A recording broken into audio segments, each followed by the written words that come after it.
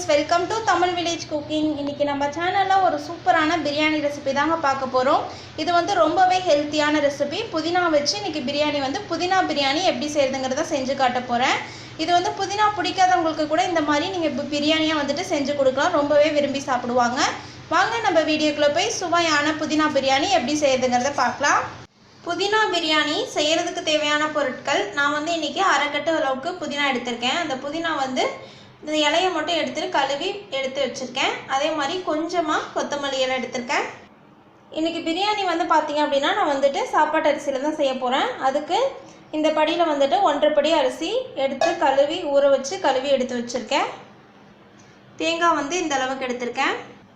வெள்ளை பூண்டு, கொஞ்சமா இஞ்சி, 2 காஞ்ச மிளகாய், அரை டீஸ்பூன் சோம்பு, பட்டை, லவங்கம், ஏலக்காய், அனாசி பூ, பிரிஞ்சி இலை, பட்டர், தேவையான அளவு உப்பு, பெரிய வெங்காயம், ஒரு பெரிய வெங்காயம் இந்த மாதிரி நீள நீளமாக கட் பண்ணி வச்சுருக்கேன். பெரிய சைஸ் அப்படிங்கிறதுனால ஒரு வெங்காயம் எடுத்திருக்கேன்.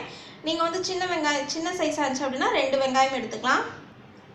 தக்காளி வந்து 2 மீடியம் சைஸ் தக்காளி இந்த மாதிரி கட் பண்ணி வச்சுருக்கேன். மஞ்சள் தூள், கரம் மசாலா, தேவையான அளவு ஆயில். அவ்வளோதாங்க புதினா பிரியாணி செய்கிறதுக்கு தேவையான பொருட்கள். இப்போ வந்து மிக்ஸி ஜாரில் ஃபஸ்ட்டு தேங்காய் சேர்த்துக்கிறேன். அது கூட காஞ்ச மிளகாய், இஞ்சி, பூண்டு. இப்போ வந்து இதை ஒரு பிடி பிடிச்சிக்கலாம். பாருங்கள், இந்த அளவுக்கு ஒரு பிடி பிடிச்சிட்டு இப்போ இதில் வந்து மல்லித்தலை சேர்த்துருக்கேன். அது கூட வந்து புதினா சேர்த்துக்கிறேன். புதினா வந்து பார்த்திங்க அப்படின்னா ஒரு கைப்பிடி அளவுக்கு இதில் நான் சேர்த்து அரைச்சிக்க போகிறேன். மீதி இருக்கக்கூடியது நம்ம வந்து பிரியாணி செய்யும்போது தாளிக்கும் போது போட்டுக்கலாம். இப்போ இதில் வந்து கொஞ்சமாக தண்ணி சேர்த்துக்கலாம். இப்போ இதை அரைச்சி நல்லா பேஸ்ட்டாக எடுத்துக்கலாம். பாருங்கள், இந்த அளவுக்கு நம்ம வந்து பேஸ்ட்டாக அரைச்சி எடுத்தாச்சு. இப்போ வந்து புதினா பிரியாணி செய்கிறது வந்து பார்த்திங்க அப்படின்னா இன்றைக்கி நான் வந்து குக்கரில் செய்ய போகிறேன். அதுக்கு ஸ்டவ் ஆன் பண்ணி குக்கர் வச்சுருக்கேன். இப்போ வந்து பட்டர் சேர்த்துக்கலாம். இதில் வந்து 4 டேபிள் ஸ்பூன் அளவுக்கு ஆயில் சேர்த்துக்கிறேன்.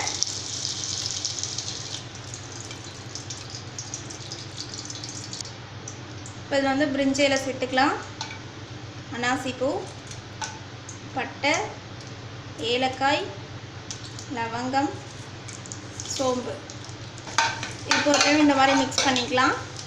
இப்போ வந்து இதில் வெங்காயம் சேர்த்துக்கிறேன். இப்போ வந்து பார்த்திங்க அப்படின்னா வெங்காயம் வந்து நல்லா பொன்னிறமாக வதங்கணும். அப்படின்னா தான் வந்துட்டு புதினா பிரியாணி நல்ல ஒரு டேஸ்ட்டாக இருக்கும். நல்லா இந்த மாதிரி வதக்கிக்கலாம். பாருங்கள், இந்த மாதிரி நல்லா வதக்கிக்கணும். பாருங்கள், இந்த அளவுக்கு பொன்னிறமாக வதங்கினோடனே தக்காளி சேர்த்துக்கிறேன். கொஞ்சமாக சால்ட் சேர்த்துக்கலாம். மஞ்சள் தூள். இப்போ இதெல்லாமே சேர்த்துட்டு நல்லா இந்த மாதிரி வதக்கிக்கலாம்.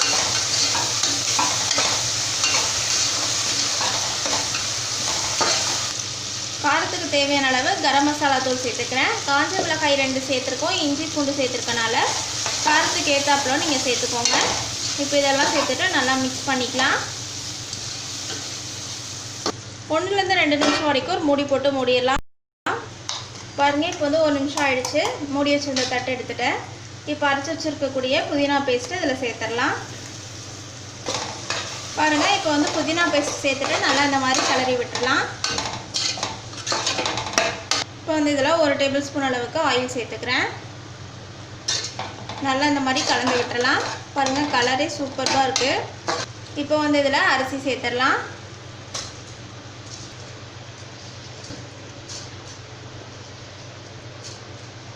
இப்போ வந்து இதில் 1 ஸ்பூன் அளவுக்கு உப்பு சேர்த்துக்கிறேன்.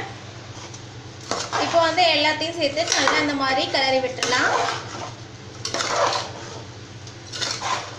இப்போ வந்து தேவையான அளவு தண்ணி சேர்த்துக்கலாம். நான் வந்து பார்த்திங்க அப்படின்னா இந்த கப்பில் 1.5 கப் அளவுக்கு எடுத்திருந்தேன். அதனால் இப்போ வந்து 3 கப் அளவுக்கு தண்ணி சேர்த்துக்கிறேன். ஃபஸ்ட்டு கப் வந்து பார்த்திங்க அப்படின்னா நான் மிக்சியில் அரைச்சேன் இல்லையா, அதை அலசி அதை 1 கப் சேர்த்துக்கிட்டேன். இப்போ 2வது கப் தண்ணி சேர்த்துருக்கேன். இப்போ இது வந்து 3வது கப் தண்ணி சேர்க்குறேன். இப்போ வந்து எல்லாத்தையும் சேர்த்துட்டு நல்லா இந்த மாதிரி கிளறி விட்டுறலாம். இப்போ வந்து நான் மீதி இருக்கக்கூடிய புதினாவை இதில் சேர்த்துக்கிறேன். இப்போ வந்து ஒரு கொதி வரட்டும். அது வரைக்கும் ஒரு தட்டு போட்டு மூடிடலாம். கொதி வந்ததுக்கப்புறமா நம்ம குக்கர் மூடி போட்டு மூடி வச்சிடலாம். பாருங்கள், புதினா பிரியாணி வந்து இந்த அளவுக்கு நல்லா கொதிச்சு வந்துடுச்சு. இப்போ நம்ம குக்கர் மூடி போட்டு மூடி வெயிட் வச்சிடலாம். வந்து பாருங்கள், குக்கர் மூடி போட்டு விசில் போட்டிருக்கேன். இது வந்து ஒரு 5 விசில் வரட்டும். ஸ்டீம் எல்லாமே ரிலீஸ் ஆனதுக்கப்புறமா ஓப்பன் பண்ணி பார்க்கலாம் புதினா பிரியாணி எப்படி இருக்குன்னு. பாருங்கள், புதினா பிரியாணி ஸ்டீம் எல்லாமே ரிலீஸ் ஆனதுக்கப்புறமா ஓப்பன் பண்ணி வச்சுருக்கேன். நல்லா இந்த மாதிரி ஒரு டைம் இந்த மாதிரி மேலப்பில் கிளறி விட்டுறலாம். புதினா பிரியாணியோட ஸ்மெல்லே பார்த்தீங்கன்னா சூப்பராக இருக்குது. கண்டிப்பாக இந்த ரெசிபியை உங்கள் வீட்டு கிச்சன்லேயே ட்ரை பண்ணி பாருங்கள். ஏன்னா குழந்தைங்கள்லேருந்து எல்லாருமே ரொம்பவே விரும்பி சாப்பிடுவாங்க. புதினா பிடிக்காதவங்களுக்கு கூட இந்த மாதிரி பிரியாணியை செஞ்சு கொடுத்தோம் அப்படின்னா கண்டிப்பாக சாப்பிடுவாங்க.